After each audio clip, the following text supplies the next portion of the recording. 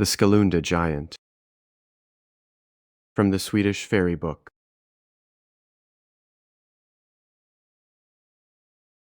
In the Skalunda mountain, near the church, there once lived a giant in the early days, who no longer felt comfortable after the church had been built there.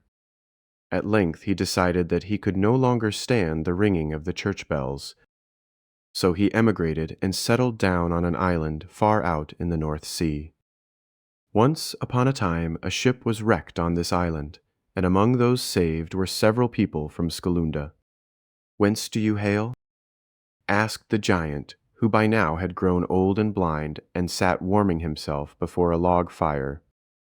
"We are from Skalunda, if you wish to know," said one of the men saved.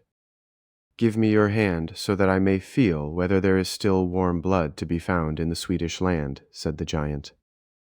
The man, who feared to shake hands with the giant, drew a red-hot bar of iron from the fire and handed it to him.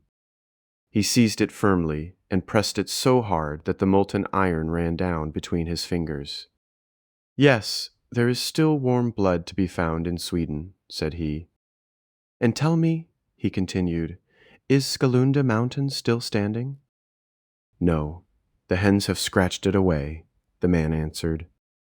"How could it last?" said the giant. "My wife and daughter piled it up in the course of a single Sunday morning.